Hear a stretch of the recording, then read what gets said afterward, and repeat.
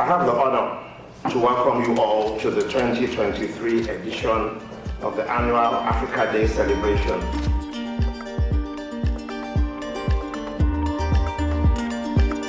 It is a day to reflect on our collective journey, to look ahead with optimism and determination towards a more glorious future.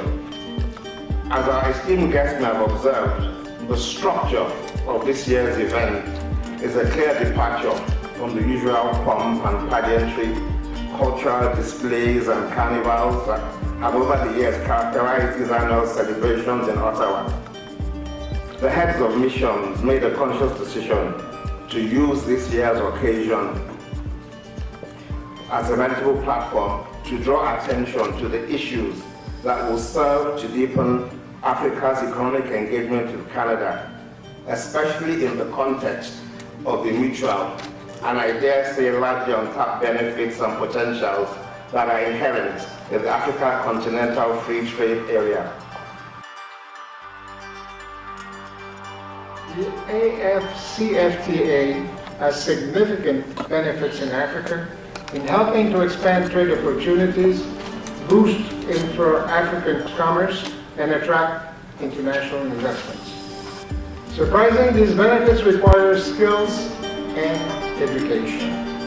An institution like the University of Ottawa, already working to provide these factors to future generations of African students.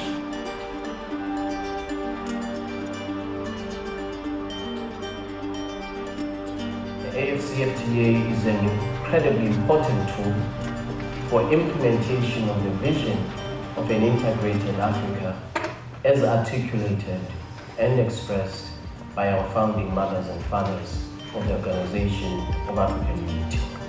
What is remarkable about the trade that is taking place under the AFCFTA rules is that for the first time since the establishment of the Organization of African Unity, for the first time we see regional trade across the African continent. The theme of Roundtable is Africa Continental Free Trade Area, its implementation and implications for the Canadian government, businesses, and the diaspora community. What drove China as the factory of the world was its demographics, was its people, both in terms of quantity and in terms of its youthfulness. Now that I've given you that picture, I'm going to make a proposition to you that in the next 50 years, Africa is going to become the next factory of the world. That is written. We'll give you some statistics. 1 in every 3 child born today is African. 1 of every 4 of the working age by the year 2040 will be African. The prime age, working age in the year 2050 in Africa will be 5 times larger than that of Europe. The prime working age in Africa will be larger than that of China and India combined. Just think about that for 1 minute. The entire world's prime age working population will increase by that time by 428 million. Now here comes the punchline. Of that 428 million prime working age by 2050, globally, 400 will be African.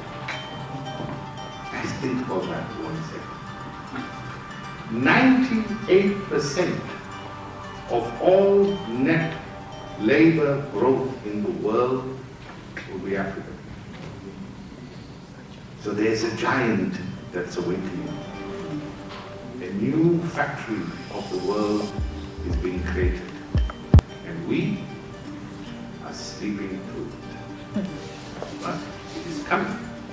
La question des barrières non tarifaires, c'est une question très importante dans l'intégration économique. Et je pense que même pour cette zone de libre-échange, ce sera une question très importante. Of course, for any integration organization, the objective is to remove the custom barriers.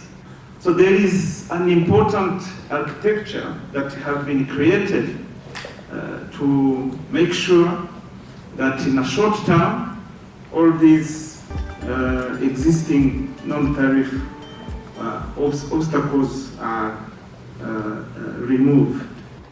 Mais tout d'abord, voyons voir ce que pense le Maroc de la ZLECA.